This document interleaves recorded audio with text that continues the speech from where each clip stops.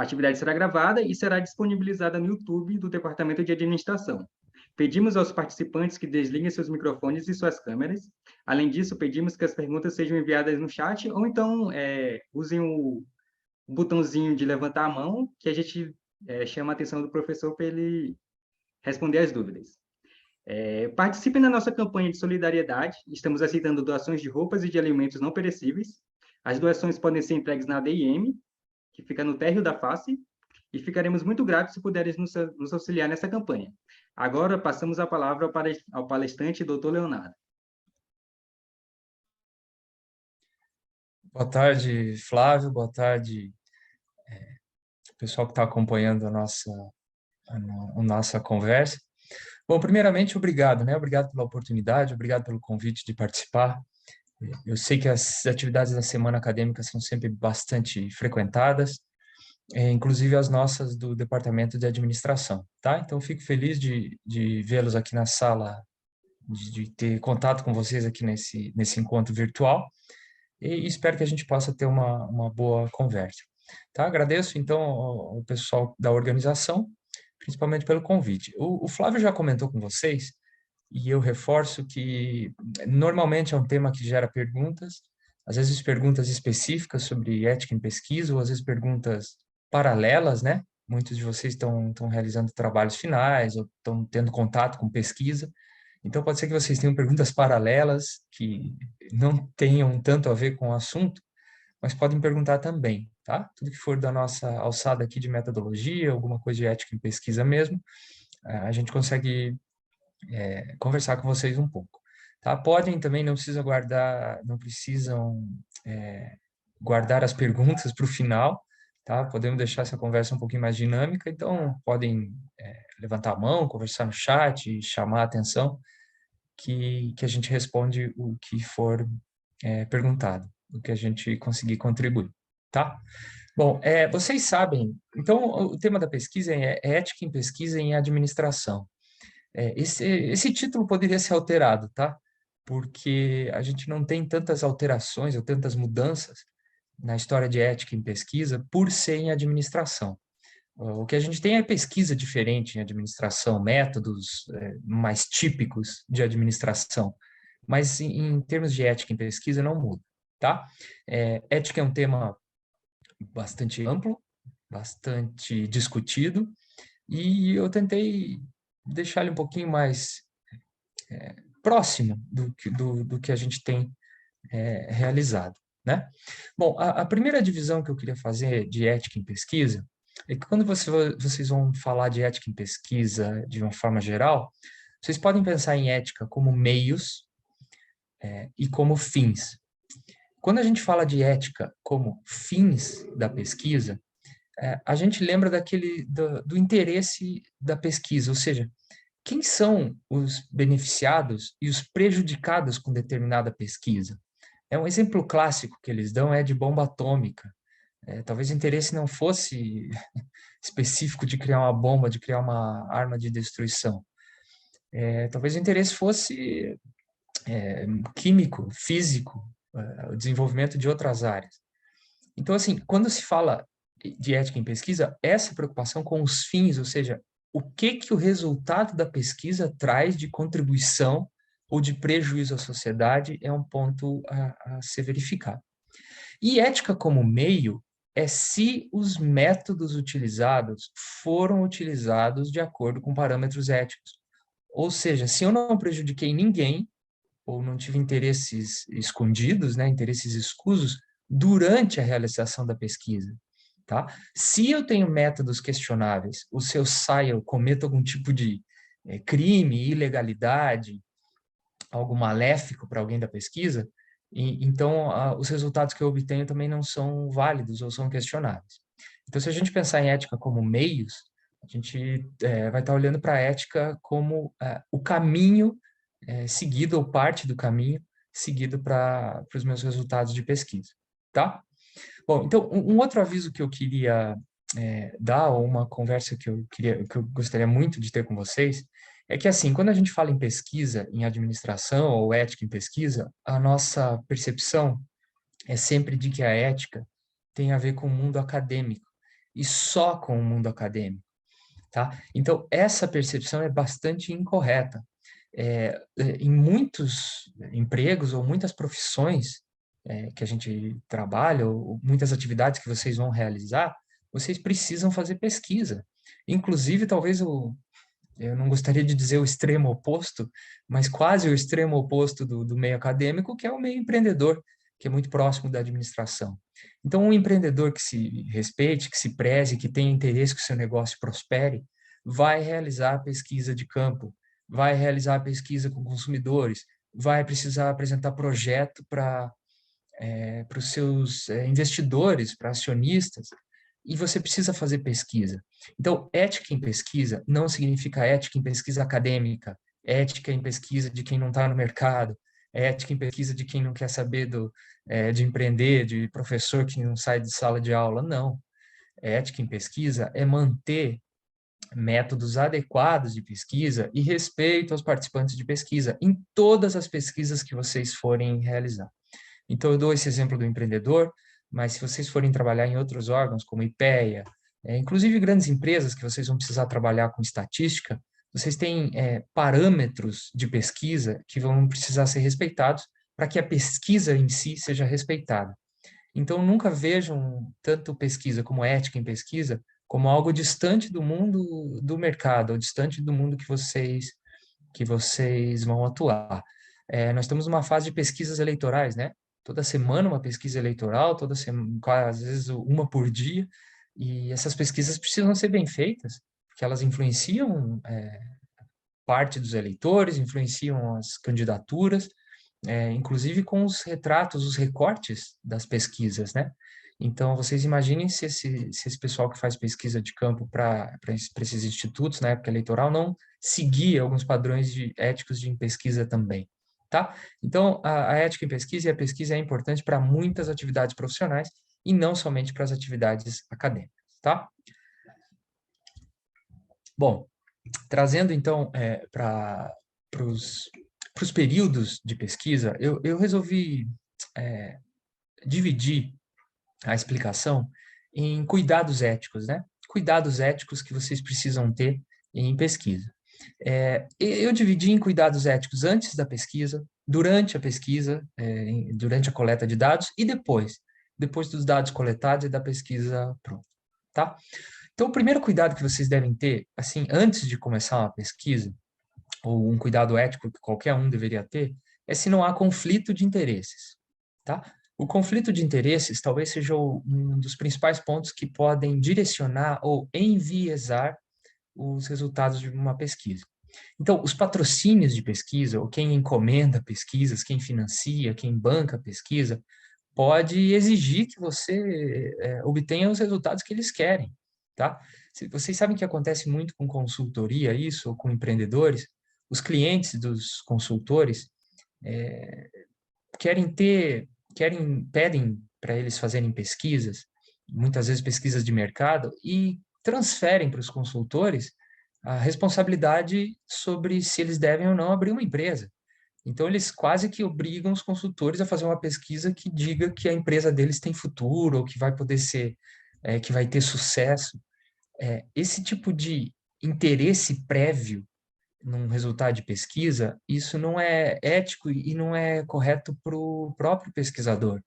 A independência na pesquisa, você retratar o que você conseguir da realidade, e não retratar o que o pesquisador quer, não retratar o que o cliente quer, não retratar o que o empreendedor quer, é um ponto importante, tá? Então, normalmente a gente tem conflitos de interesse em relação a financiamento de quem pede a pesquisa, mas a gente tem outros conflitos de interesse, como o tempo, né? Se você se dedica a outras atividades e se propõe a realizar uma pesquisa, você pode ter um conflito de interesse de tempo, você talvez não esteja dedicado o suficiente àquilo que você vai fazer, tá?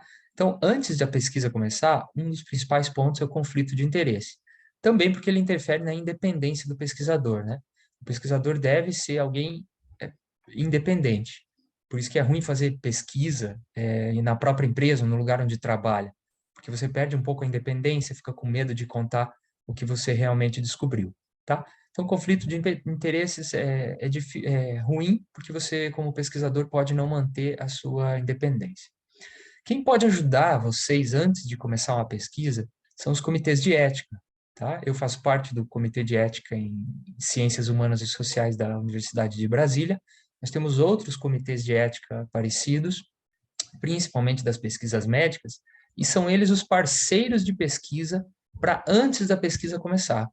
Os comitês de ética ajudam a gente a manter a pesquisa dentro de padrões esperados, de padrões adequados, tá? Então, vocês podem entrar em contato com os comitês de ética, eles ajudam com documentos, ajudam com instruções, ajudam na parte educativa, principalmente para vocês conseguirem realizar uma boa pesquisa. Isso antes da pesquisa começar, antes da coleta de dados começar, tá? Muito bem. Deixa eu dar uma olhadinha aqui no chat. Nós temos boa tarde. Por enquanto, nenhuma pergunta, né? Tá bom.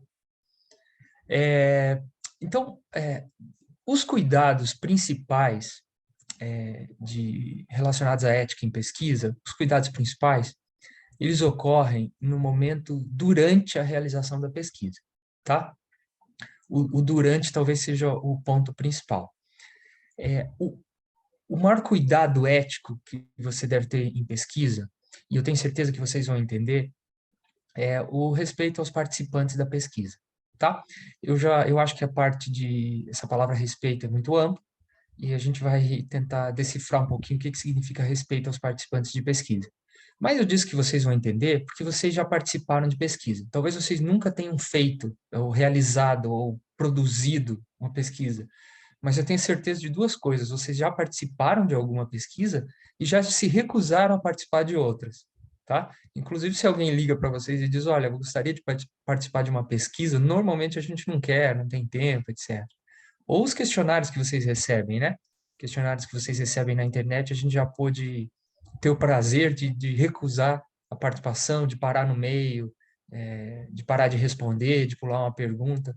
Tá? Então, o principal cuidado que a gente deve ter como pesquisador é o respeito aos participantes, principalmente para o participante não ser prejudicado por aquela pesquisa, né? A pessoa que está contribuindo para a ciência não pode ser prejudicado por aquilo. Aí você pode pensar, mas não tem pesquisas médicas que trazem algum desconforto para pacientes? Claro, mas em todos esses casos, os benefícios devem ser maiores do que os prejuízos, tá? Do que os custos da pesquisa. Então, em pesquisas médicas, elas só são aprovadas se os benefícios advindos da pesquisa são maiores que os prejuízos, né? Ou do que os riscos, principalmente, melhor dizendo. Tá?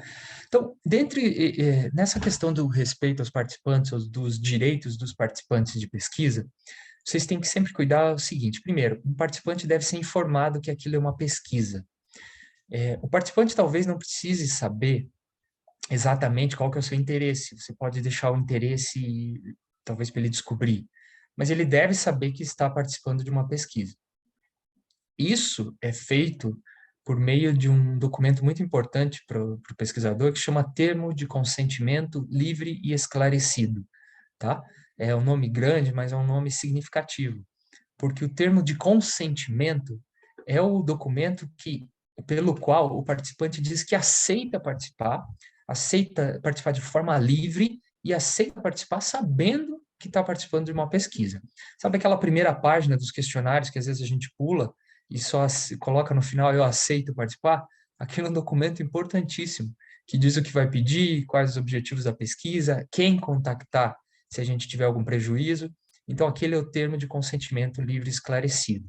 Qualquer pesquisa que vocês forem fazer, tomem o cuidado de perguntar para a pessoa se ela aceita participar.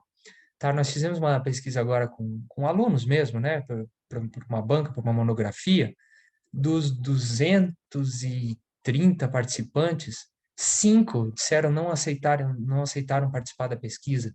Então, assim, um número muito baixo. Normalmente o pessoal aceita se não for uma pesquisa muito invasiva. Então, não há problema nenhum, quase que não há risco para o pesquisador.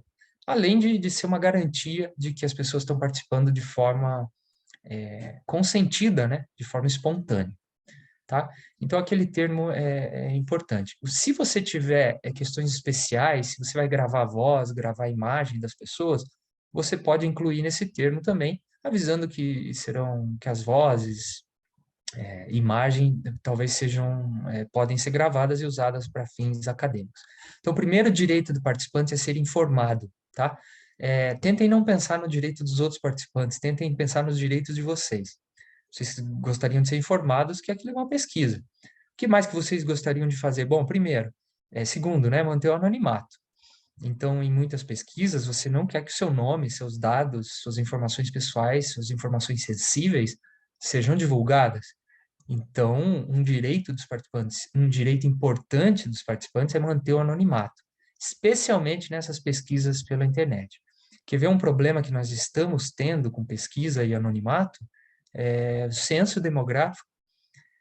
O censo demográfico parece, eu ainda não tive o prazer de responder esse ano, mas pelos relatos, que inclusive nas notícias, nos jornais, eles estão pedindo CPF.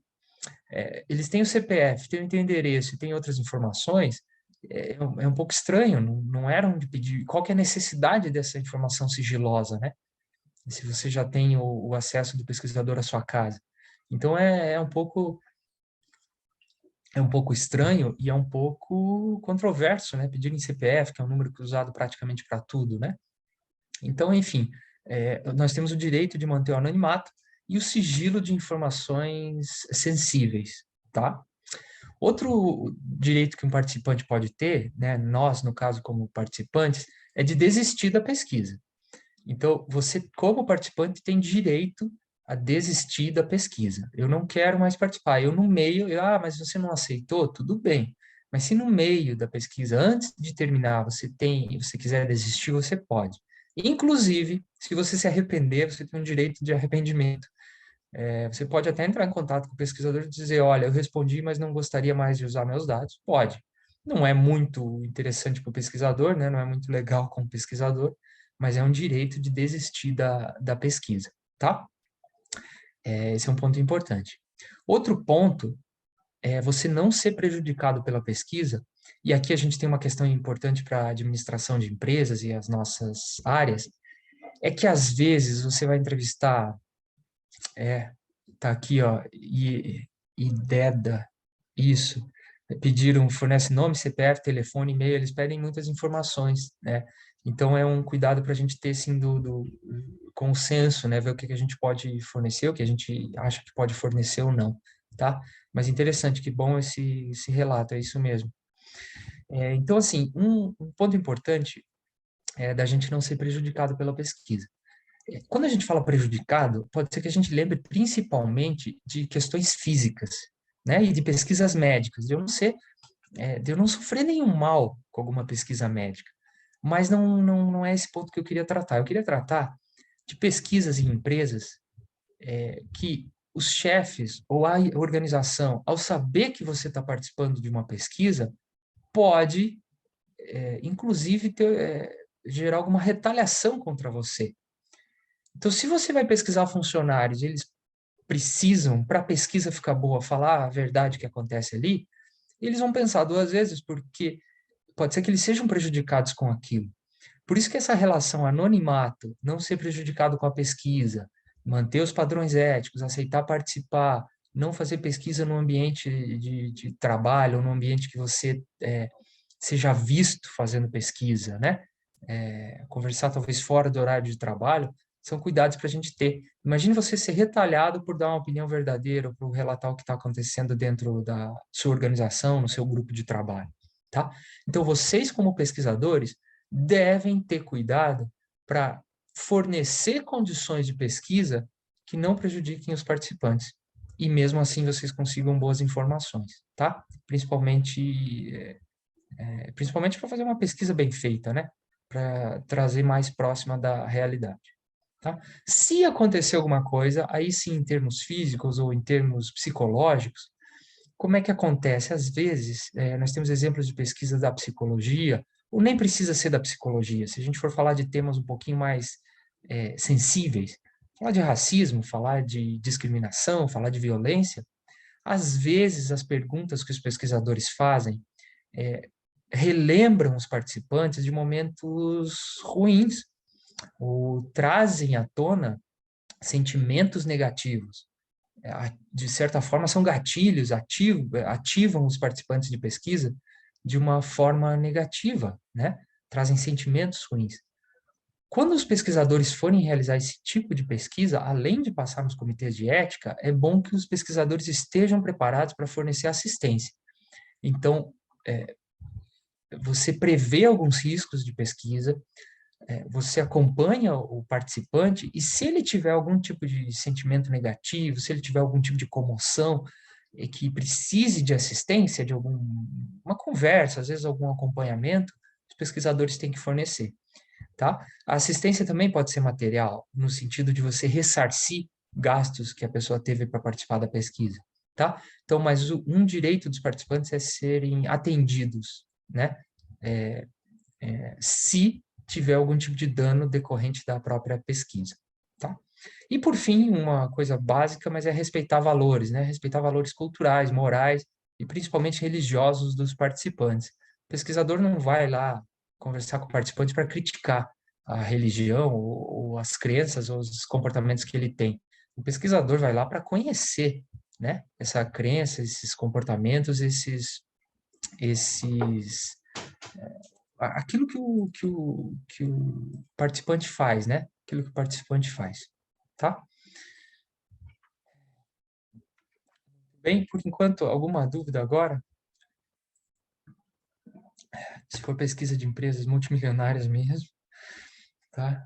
Ou vier aqui em casa, tá bom. Por enquanto, nada no chat. Tá.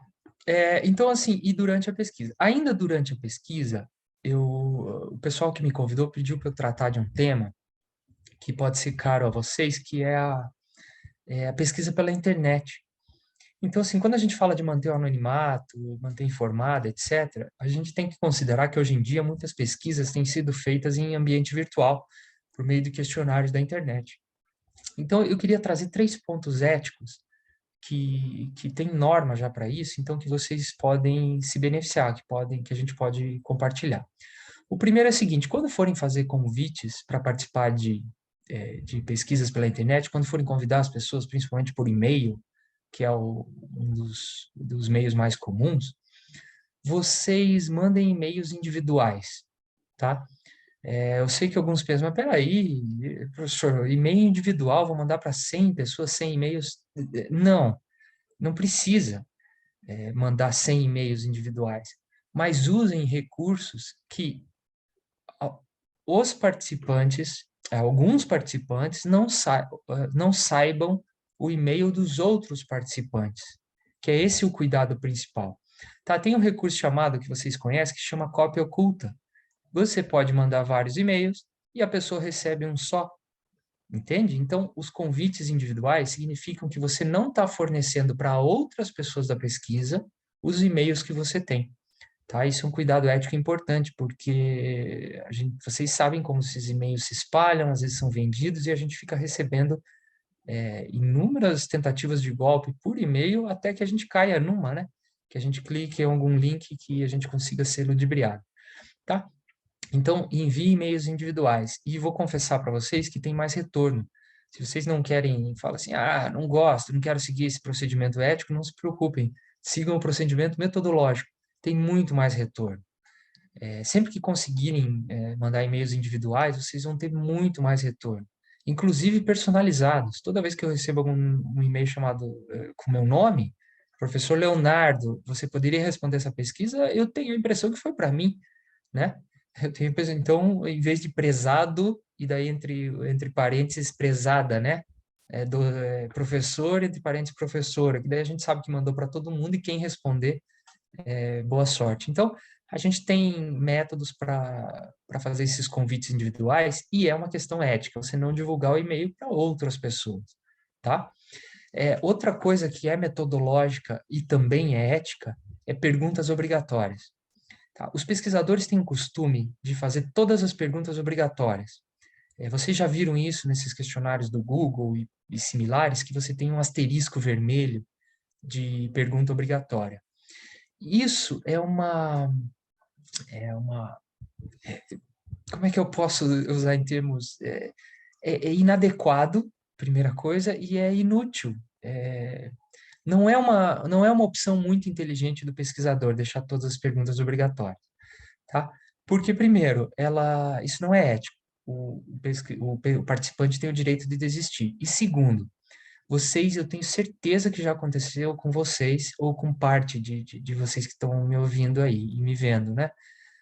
Quantas vezes vocês viram no questionário uma pergunta muito invasiva, ela era obrigatória e você falava assim, eu não quero responder isso. Então, ao invés de deixar a pergunta em branco, você parava de responder o questionário. Então, quando tem uma pergunta obrigatória que a gente não gosta, é invasiva, é sensível, você não quer responder, você nós temos relatos assim inúmeros que você para de responder o questionário todo e não só aquela pergunta. E o pesquisador, ao deixar todas obrigatórias, ele corre o risco de perder um questionário inteiro ao invés de perder uma pergunta. Quando a gente vai falar com os pesquisadores, por que eles fazem isso? Eles falam, mas é que os programas para análise estatística, a gente precisa de todas. Os programas de análise estatística são muito mais inteligentes do que a gente. Eles não consideram as perguntas vazias, eles só consideram as perguntas respondidas. Eles fazem a conta diretamente pelo número de respostas daquela questão. Então, se uma pergunta mais simples foi respondida por 100 participantes e a outra mais sensível foi respondida só por 90, na hora de fazer a conta, o programa consegue identificar que foram só 90 e ele não erra na conta. Então, não é uma questão interessante para os pesquisadores. Digamos que você foi obrigado a deixar todas as perguntas obrigatórias para você não correr riscos éticos, para você não quebrar, né, esses limites éticos, coloque uma opção, prefiro não responder. Então, deixe a pergunta obrigatória, mas coloque uma opção para a pessoa ter a possibilidade de não responder uma pergunta, tá? Esse é um cuidado ético importante e metodologicamente inteligente, tá? De você não obrigar a responder todas as perguntas. E o último cuidado é o armazenamento, né? O armazenamento de dados de questionários. Quando os questionários são anônimos, vocês não têm preocupação relativa, porque os questionários são anônimos, sem informações sensíveis, vocês podem deixar em locais como a nuvem, etc. Mas se os questionários têm informações sensíveis, a indicação é que vocês não os deixem armazenados na nuvem, e sim em um computador fixo, tá? Tragam para a memória do computador e tirem da nuvem. É difícil falar isso hoje em dia, tá tudo na nuvem, né? Para a gente não ter perda de arquivos nem nada, mas quando forem dados muito sensíveis, vocês tomem cuidado. Acho que segredos, né? A gente não tem segredos, às vezes, de produtos, ideias de produtos. Será que a gente tem coragem de guardar tudo isso na nuvem ou naquele pendrive que vai para dentro da gaveta, que é mais seguro, né? Segredos ou fotos que a gente não quer compartilhar. Então, com dados sensíveis dos participantes, talvez seja algo similar ou parecido com isso, tá?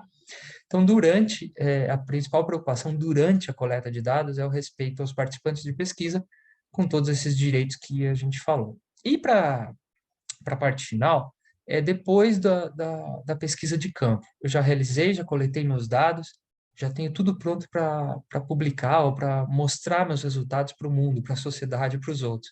Quais os cuidados que eu tenho que ter? Bom, dois vocês vão saber, três vocês vão saber bem, tá? Que são os cuidados que a gente deve ter para não infringir os limites éticos. Primeiro, fabricação de dados, né? Não gostei dos resultados, eles não estão bonitinhos, eles não estão o que eu esperava, azar. A realidade é diferente do que o pesquisador espera e você tem que mostrar a realidade. Uma, uma resposta não também é uma resposta, também traz algum ensinamento. Então, fabricar dados, falsificar dados, inadmissível, eticamente inadmissível fabricar dados, tá? E falsificar. O segundo que vocês também sabem bem é plágio, né? Plágio é um problema recorrente na academia, tá? É um problema recorrente nós tivemos há pouco tempo, que seja 2, 3 anos, o caso de plágio derrubou ministros de Estado, né? De plagiado. Então é um caso bem é um caso bem grave para a academia. E se a gente não acha tão grave, porque a gente copiou um ou outro texto acadêmico, vocês só façam a seguinte comparação. Se roubarem um celular nosso, que é um aparelho que a gente consegue substituir, já é ruim, já é grave, vocês imaginem roubarem uma ideia, quantas ideias novas, quantas ideias originais, quantos textos novos nós vamos criar na vida, que sejam realmente bons ou coisa que mereça ser roubado, né? Então, imagine o trabalho que você teve para ter uma ideia que os outros não tiveram, para escrever um texto que é seu e os outros roubarem, talvez seja mais grave do que um aparelho, um objeto que a gente consegue substituir mais fácil, né? Quem consegue substituir uma ideia, né?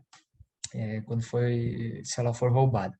Então, o plágio é um problema grande na academia e só pode ser combatido de duas formas, né? Explicação, instrução, educação do que é plágio, como funciona, o que não é plágio, o que pode fazer ou não, e punição. O plágio tem que ser punido exemplarmente para evitar, né, que seja realizado. E um último cuidado que a gente tem é no caso de autorias, né? Então, eu sei que falo com muita gente aqui que está produzindo seu trabalho de pesquisa, tem orientação, tem outros participantes, e a questão de autor, quem que é o autor do trabalho, também é uma questão importante, tem que ser eticamente discutida. Nem sempre os nossos orientadores são coautores do trabalho, nem sempre quem emprestou um computador, quem é dono do laboratório, quem revisou o nosso texto deve ser encarado como autor, tá? Então, nós temos questões éticas para serem discutidas em relação à autoria. Isso depois, a questão da autoria deveria ser discutida antes do trabalho começar, tá? Normalmente bem antes. Mas eu trouxe como depois, porque normalmente é depois da coleta de dados que a gente pensa um pouco nisso, que vai tentar publicar, tá? Então, cuidados antes da pesquisa, principalmente com conflito de interesses, cuidados durante a pesquisa, principalmente com respeito aos participantes, e cuidados depois da pesquisa, principalmente com não alteração dos dados, né?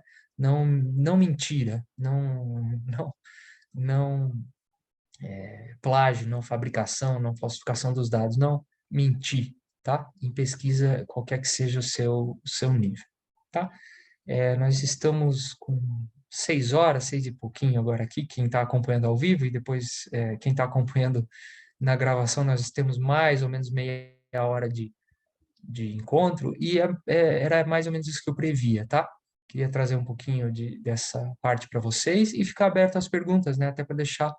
É, até para deixar um pouquinho mais dinâmico esse ponto, tá?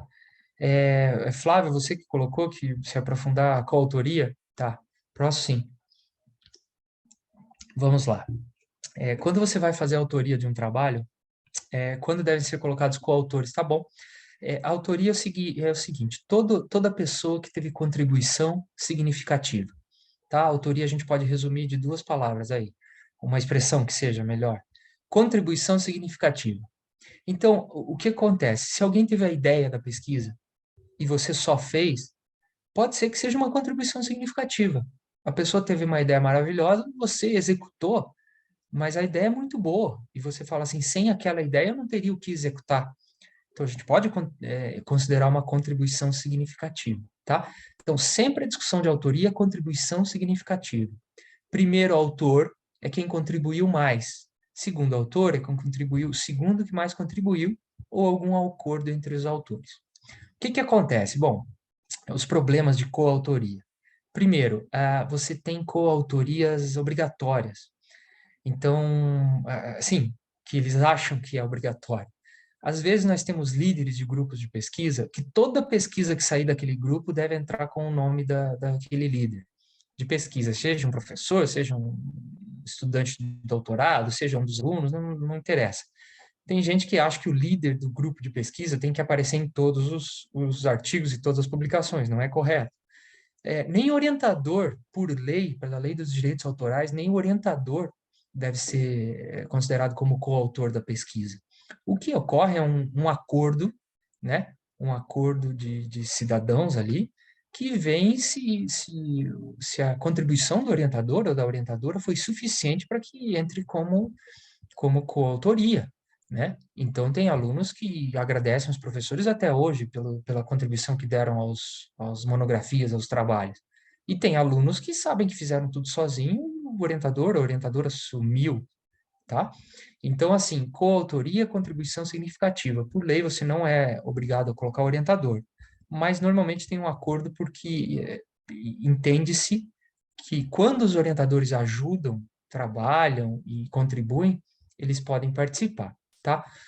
Outro ponto de coautoria é essas homenagens. Tem gente que coloca coautor um professor ou uma professora que foi importante na formação deles, colocam como homenagens. Não é certo, tá? Não é eticamente correto, mas é mais aceitável colocar alguém como homenagem do que colocar alguém que não contribuiu. Empréstimo de equipamentos. Você emprestou equipamentos, emprestou um laboratório, financiou a pesquisa, não é suficiente para ser coautor daquela pesquisa. Não é suficiente, tá? Você revisou a pesquisa, como os orientadores muitos fazem, apenas revisou a pesquisa, não contribuiu, não deu ideias, não teve contribuição significativa, não precisa ser coautor, nem deve ser colocado como coautor, tá? O que é o mais indicado? O mais indicado é uma conversa anterior, tá? Uma conversa anterior. Falar assim, vamos fazer um artigo, vamos fazer uma pesquisa juntos? Vamos. Quais são as suas tarefas? Quais são as minhas? Tá? Quem que vai ser primeiro autor e vai ter mais tarefas? Quem que vai ser segundo autor? Chegou ao final da pesquisa, você percebeu que a pessoa se dedicou mais do que você pode falar, olha, eu acho que você merece ser primeiro autor da pesquisa, e eu segundo, acho que deve ser uma coautoria, tá? Então, nós temos questões que devem ser discutidas, principalmente com conversas e definições antes e com contribuição significativa. Contribuiu para o trabalho, sem aquela pessoa o trabalho não sairia tão bem ou daquela forma, talvez mereça ser coautor. Emprestou equipamento, revisou o português, acertou os parágrafos, transformou monografia em artigo, de uma forma assim, só cortou algumas partes, talvez não seja suficiente para coautoria, tá? É um tema controverso, um tema complicado, porque os professores vivem de publicação, né? Então, eu tenho certeza que nós teremos opiniões divergentes. Por isso que eu não baseio a minha opinião, não é, digamos, uma opinião. Eu estou baseando nos principais trabalhos, nos principais documentos sobre ética em pesquisa, que falam de autoria, tá?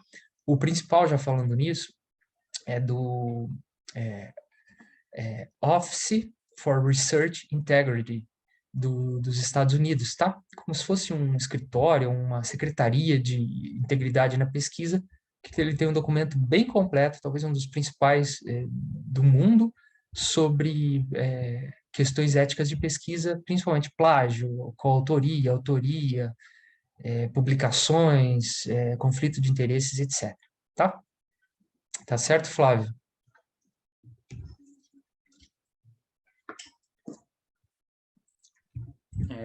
Alguém quer fazer alguma pergunta?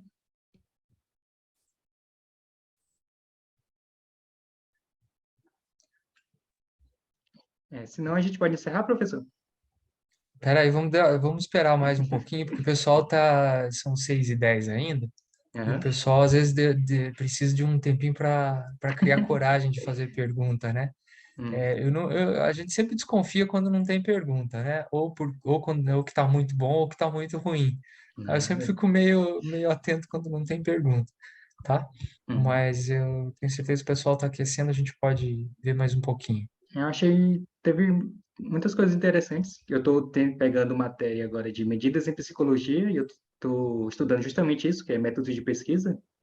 E teve algumas coisas novas que o senhor trouxe para mim, como, por exemplo, o que que essa pesquisa vai gerar, pode gerar de negativo, né, para o futuro. Isso é uma coisa que eu não tinha pensado antes. Eu sempre pensava na ética do meio, se eu estou fazendo certo, se eu estou respeitando o participante da pesquisa, mas o após eu nunca tinha pensado.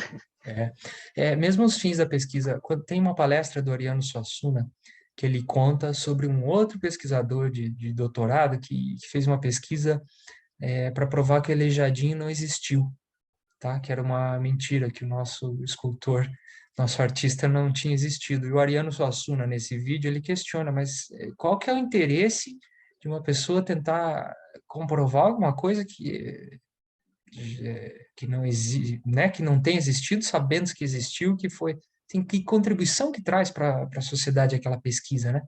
Querendo ou não, é uma dúvida ética, né? Que tipo de benefício você está trazendo? nem sempre precisa ser uma pesquisa com benefícios enormes, você mudar o mundo com aquela pesquisa, mas a ciência vive de benefícios, de passos pequenos também. E é um pensamento importante. Para que fim? Para que você está fazendo aquela pesquisa? Quais serão os beneficiados e prejudicados com aqueles resultados, né? Que coisas boas você traz? É um pensamento sim, que a gente deve ter.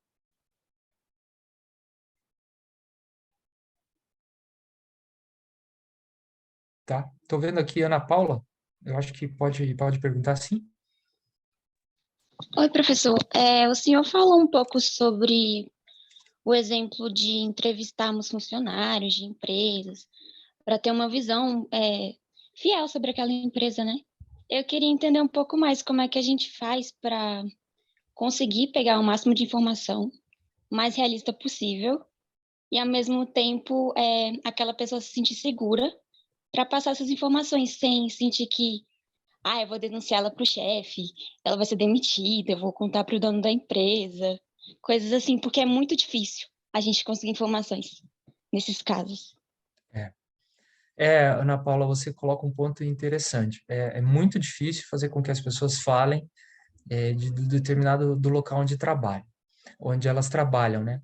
Você consegue, infelizmente, você consegue isso mais em instituições públicas por conta de estabilidade, por conta da independência que os funcionários têm. Então, ainda você consegue um acesso melhor. Quando vocês forem fazer pesquisas em empresas privadas desse tipo, a primeira coisa é o seguinte: você deve evitar fazer empresas no lugar onde você trabalha, tá? Então, você pesquisar o local onde você trabalha é péssimo para pesquisa, você perde toda a independência, tá? Então, esse é um ponto que você pode seguir para evitar que existam comentários dentro daquela empresa, olha, fulana veio aqui, falou comigo, etc. Ou seja, que não conheçam você, tá? Segundo, você precisa de um cuidado que você deve ter, até esqueci de falar durante, é você ter a permissão da empresa para fazer a pesquisa, tá? Você vai dizer assim, mas essa não é difícil de conseguir? Mas quando você consegue o aceite da instituição, o aceite institucional, a pesquisa depois fica mais fácil, porque você tem, digamos, um aval da empresa para fazer a pesquisa, tá? Ela pode até te fornecer os e-mails dos participantes, tá? De quem for participar realmente da pesquisa. Então, você ter o aceite, a empresa saber que você vai fazer pesquisa lá dentro, tá? É um ponto positivo.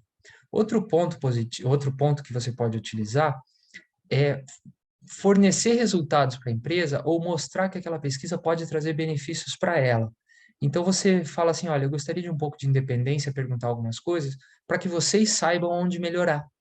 Então você quase que cria uma parceria com a empresa que ela não interfere no seu trabalho, mas você pode fornecer depois dados, claro, dados que não prejudiquem os funcionários, mas que compilados, resumidos, categorizados, possam trazer benefícios para aquela organização, como se fosse um retorno do pesquisador para aquela empresa, é uma parceira, né? Ela deixou fazer pesquisa lá, que mal tem a gente trazer pelo menos um feedback total da pesquisa.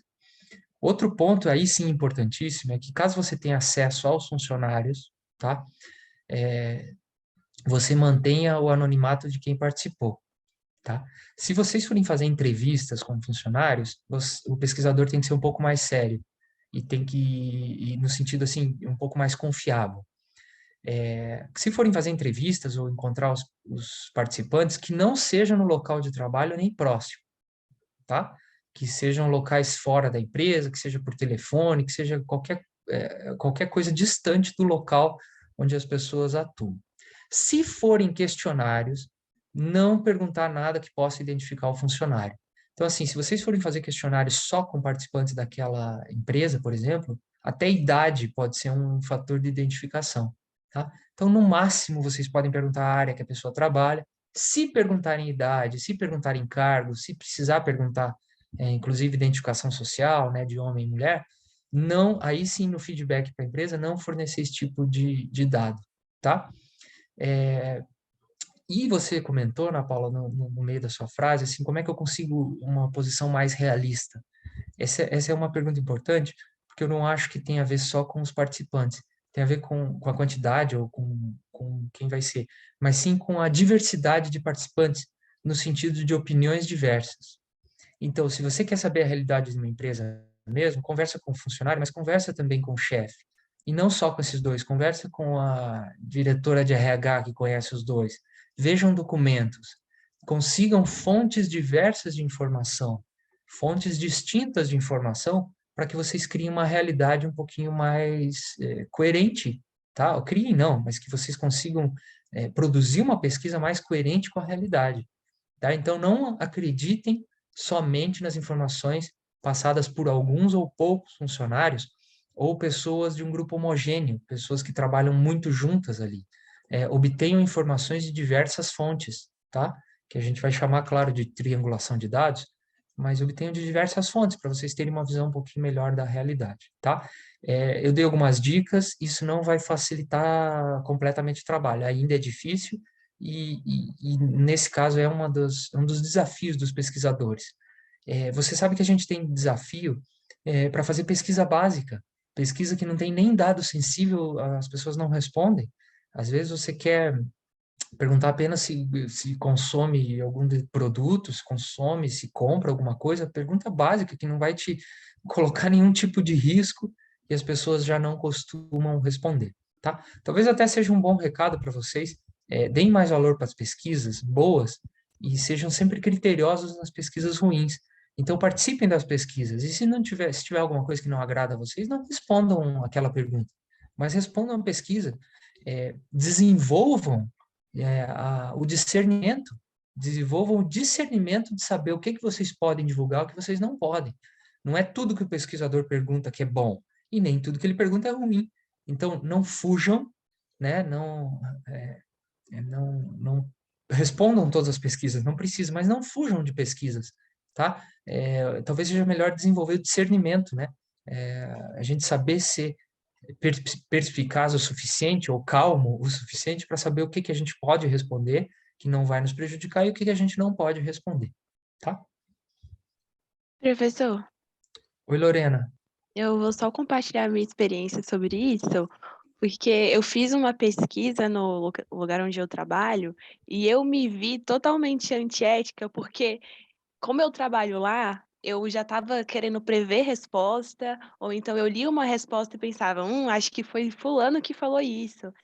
E aí foi até numa palestra de ética que eu me percebi fazendo isso. Eu falei, nossa, eu estou contaminando os meus dados, é totalmente antiético eu querer usar a minha experiência para deduzir coisas sobre a minha pesquisa, porque se for pela minha experiência, eu não tenho que pesquisar, né?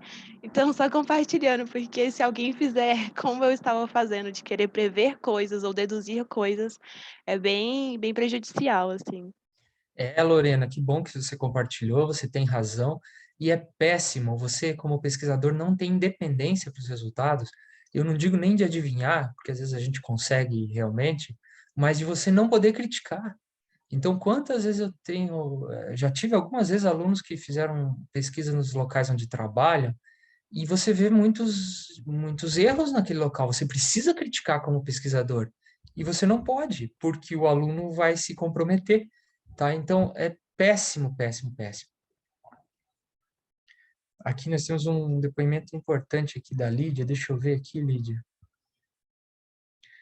Vamos lá. Atuo como funcionário administrativo do Comitê de Ética da Faculdade de Medicina, aqui em Niterói, da UFF, no Rio de Janeiro. E pretendo me submeter ao mestrado de Administração Pública e registro algumas métricas durante o desempenho das atividades operacionais do comitê, mas a recorrência de algumas dúvidas, algumas dificuldades me gera curiosidade para saber como melhorar a percepção ética dos pesquisadores, especialmente iniciantes. Aqui buscamos melhorar o site do CEP, criamos um canal virtual, atendimento e penso em tentar tratar dessa parte mais gerencial. E também parte em forma de pesquisa acadêmica, mas ainda não tenho clareza de como poderíamos abordar isso sem enviesar, sem gerar o constrangimento entre o CEP e a clientela. Tá, entendi. Eu li bastante rápido, mas eu acho que entendi aqui. A Lídia trabalha num comitê de ética, tá? Aqui pelo que ela contou aqui do Rio de Janeiro. E ela recebe muitos processos. Nós, nos comitês de ética, a gente recebe processos de avaliação de pesquisas. Então, antes de começar a pesquisa, a gente deve dizer se a pesquisa está nos parâmetros éticos ou não, tá? Lídia, abro um parênteses, eu vou relatar e qualquer coisa, qualquer erro, você me interrompa, tá? Do que eu entendi. Bom, nos comitês de ética, a gente recebe os projetos dos pesquisadores. Eles dizem assim, olha, nós vamos fazer essa pesquisa. Se a gente fizer desse jeito, ela está dentro dos padrões éticos? É isso que eles nos perguntam e a gente diz o que pode melhorar eticamente ou não, tá? O que acontece é que nos comitês de ética a gente recebe muitos projetos fora desses padrões éticos, ou com problemas éticos, com impedimentos éticos, eles não podem fazer aquilo. Normalmente, esses problemas éticos são má avaliação do projeto. Eles não conseguem prever corretamente os riscos de pesquisa, não conseguem proteger os participantes ou não sabem como proteger os participantes. Essa dificuldade que a Lídia aqui relatou é que como é que a gente faz para melhorar o nível de pesquisa, o nível dos projetos, para que eles venham melhores? E não para que facilite o trabalho dos comitês, para que eles tenham uma noção maior do que é ética em pesquisa, tá? E como ela quer entrar no mestrado, ela quer fazer uma pesquisa ela quer fazer algum tipo de teste. Ela quer pesquisar isso, como é que melhora o desempenho do pesquisador ou o projeto que ele submete ao comitê, mas sem enviesar, tá? Lídia, eu acho que nesse caso não tem problema, tá? Você pode relatar a sua experiência do CEP, mas com alguns cuidados. Então, vamos lá. Primeiro, você deve conversar com o comitê de ética se vai poder usar algum tipo de dado do comitê. Os comitês não vão poder divulgar as pesquisas, tá? Mas eles podem divulgar, por exemplo, qual o maior número de erros que tem nos projetos. Então, você teria uma autorização do comitê para usar dados, para evitar esses impedimentos éticos. Outro cuidado, outro tipo de pesquisa que você pode fazer, você pode fazer até uma pesquisa experimental, tá? Conversar com pesquisadores, eu não estou dizendo que é fácil, não estou dizendo que é simples, mas estou te dando opções. Você pode fazer experimentos, ou seja, será que pesquisadores que passam por treinamentos sobre comitês de ética vão enviar trabalhos melhores ou projetos mais adequados? Tá? Então, principalmente o treinamento, a divulgação. O que acontece? Os comitês de ética, inclusive o nosso aqui em Ciências Humanas e Sociais, às vezes não tem gente suficiente ou não consegue reproduzir as nossas experiências para o resto da universidade. A gente não consegue instruir o resto da universidade sobre como submeter projetos de pesquisa. A gente coloca no site, a CONEP, a Comissão Nacional de Ética em Pesquisa, que cuida disso, tem, assim, documentos extensos sobre as principais pendências, os principais erros, e a gente não consegue também.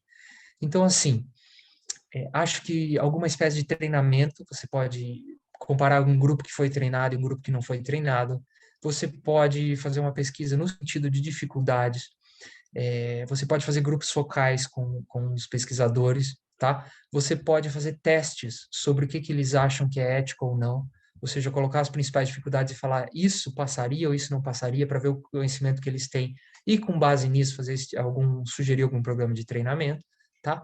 Não vejo viés nesse tipo de pesquisa pelo seguinte motivo. Primeiro, as atividades dos comitês são abertas. Segundo, você está criando um benefício para os pesquisadores, você não está prejudicando nenhum pesquisador. E terceiro, você deveria ter um cuidado de pedir ao seu comitê para que essa pesquisa fosse realizada, ou seja, o seu trabalho passar pelo comitê de ética, inclusive com acesso aos dados que sejam permitidos de acesso, tá? Então, não vejo conflito ético tão grande, talvez, tá, Lídia? Aí uma solução pode ser, uma solução para você, chama-se pesquisa participante, tá?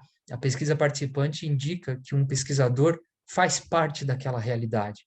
E então ele tem alguns outros cuidados que ele pode tomar, mas a pesquisa pode realmente ser feita, pode sim ser feita da mesma forma, tá bom?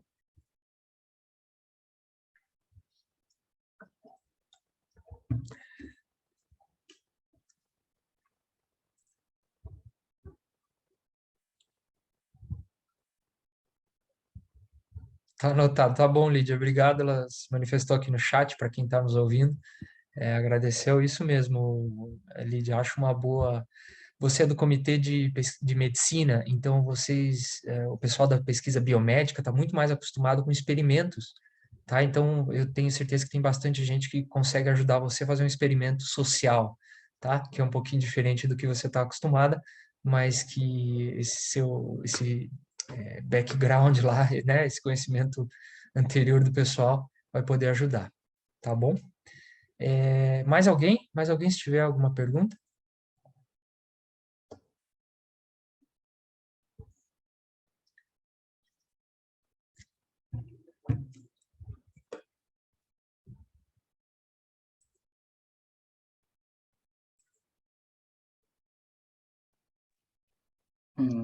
É, Agora posso... sim, Flávio, agora já passou assim o aquecimento, já tá todo mundo, já tava ok. com, tá? Então agora sim, eu não vou atrapalhar a sua condução, não. Ok, professor. Muito obrigado.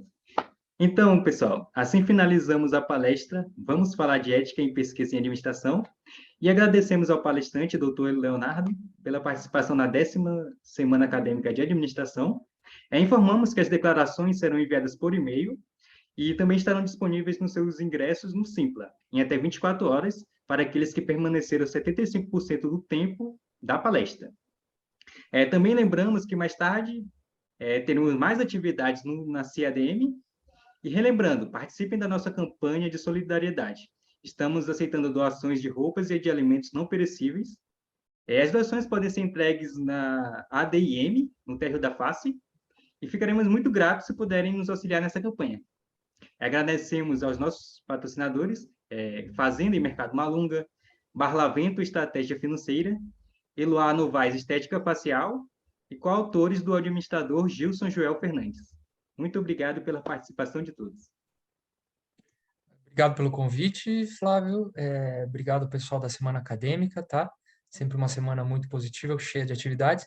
E obrigado a vocês que ficaram todo esse tempo. É muito bom, mesmo não visualizando vocês assim diretamente, a gente sabendo que tem alguém do outro lado, alguém depois atrás das câmeras aí. É muito bom saber disso. Então, agradeço a oportunidade. Se alguém tiver mais alguma dúvida, quiser aprofundar o tema, vocês encontram também meu e-mail facilmente, tá? Em uma pesquisa, então podem entrar em contato. Novamente, obrigado, tá, Flávio? Um abraço para todo o pessoal da Semana Acadêmica e um abraço para vocês que nos ouviram e que estão nos assistindo também posteriormente no YouTube ou nas outras redes.